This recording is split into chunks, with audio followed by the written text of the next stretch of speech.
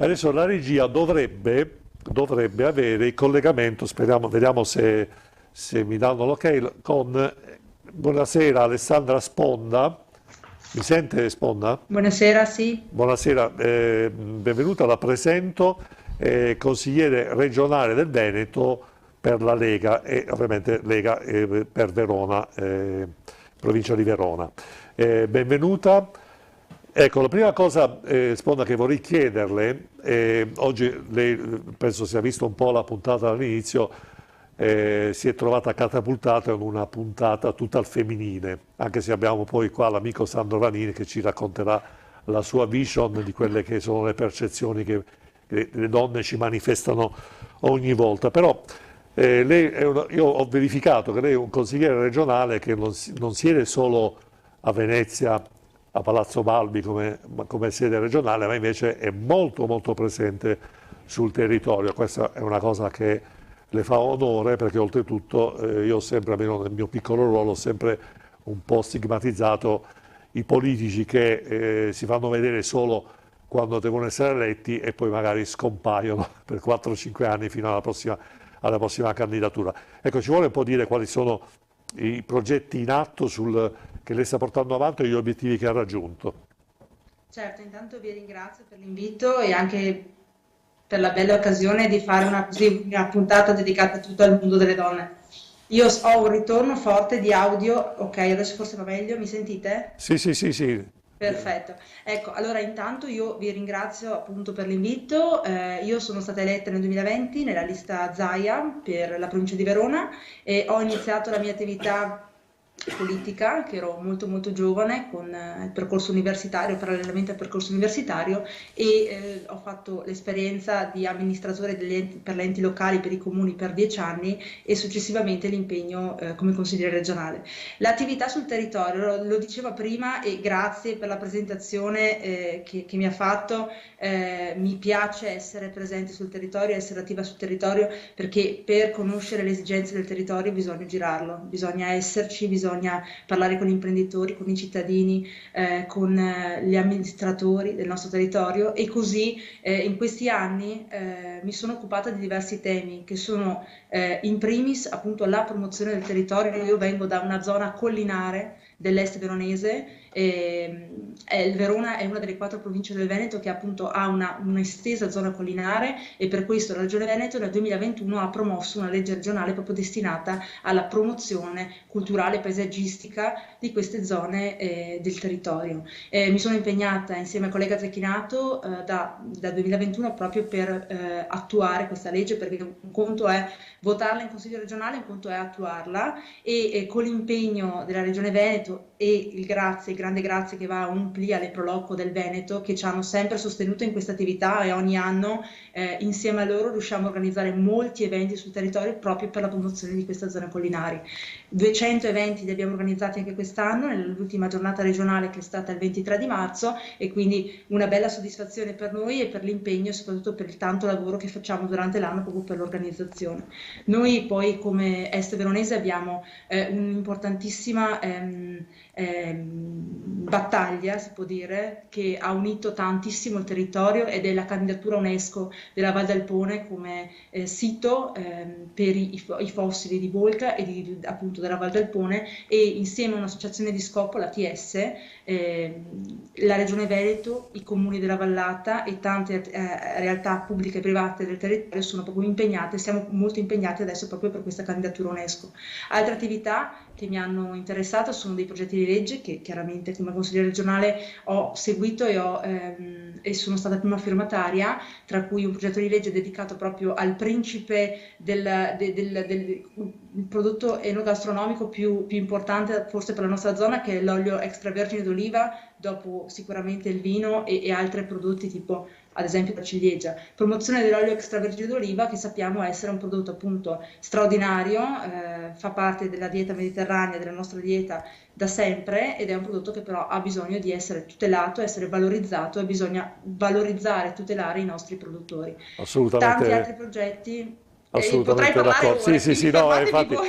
no, le faccio una domanda perché, perché sono curioso di chiedere altre cose.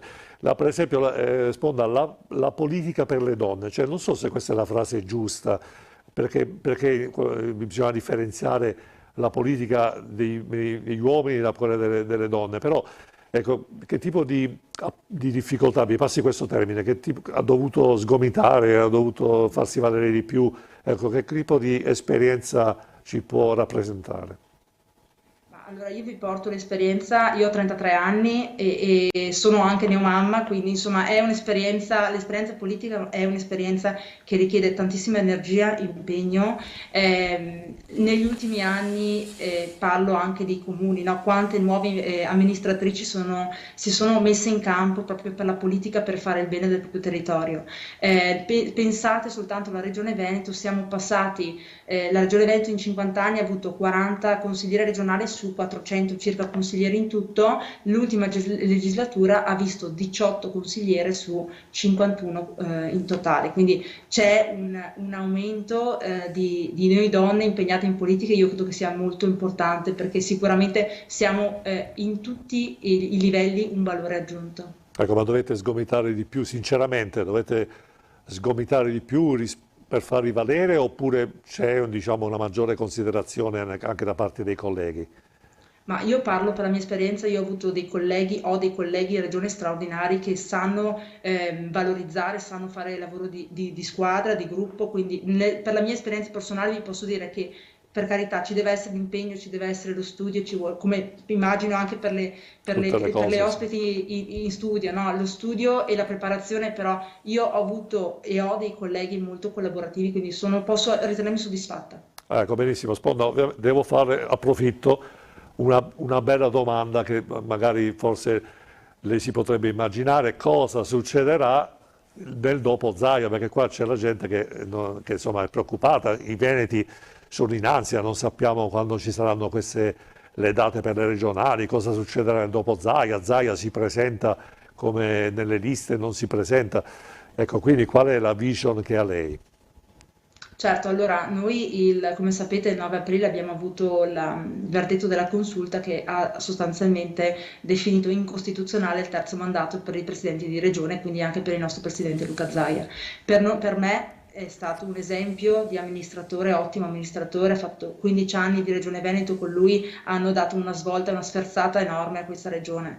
Pensate soltanto agli ultimi anni di Covid, no? Come è stata gestita per la Regione Veneto, in Regione Veneto l'emergenza Covid, e penso che se siamo qui oggi a raccontarlo e soprattutto abbiamo portato la Regione Veneto a un risultato post-pandemico, il merito va sicuramente a lui. Cosa succederà adesso? Io mi auguro di cuore che ci sia un passaggio di testimone da Luca Zaia a un futuro governatore Lega in coalizione col centrodestra, perché sono sicura che un passaggio di testimone fatto col presidente, appunto, verso un nuovo presidente sarà sicuramente un valore aggiunto per questa regione e abbiamo bisogno di un passaggio di testimone totale perché la regione, abbiamo tanti obiettivi per la regione Veneto e la regione Veneto, pensate soltanto alle prossime Olimpiadi, sarà un evento mondiale per la regione e impegnerà tante province, quindi sicuramente auspico a una presidenza di nuovo Lega.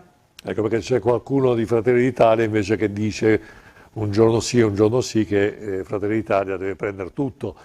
Quindi penso che non facciano molto bene ai cittadini, agli elettori queste, diciamo, chiamiamole diatribe messe là sui media per attirare l'attenzione. Io credo che il cittadino si meriti un po', diciamo, di chiarezza, credo, no? Cioè, Assolutamente, anche perché noi sappiamo che la nostra prima battaglia è contro l'astensionismo, no? Portare le persone a votare, io parlo della mia generazione, portare la mia generazione, quella ancora più giovane di me, a votare, quello è il nostro obiettivo, avvicinare il cittadino alla politica e la politica appunto non deve essere fatta di scaramucce politiche, ma di lavorare per il bene comune, quindi concordo assolutamente su questa ultima sua dichiarazione. anche perché poi alla fine sembra quasi il messaggio che viene lanciato, questo è un invito che faccio nel mio piccolo a chi lo vuole recepire, sembra come se l'elettore non contasse nulla. Quindi io già so che vinco e quindi so già che voglio tutto perché vinco, cioè, ma l'elettore conta? Sì.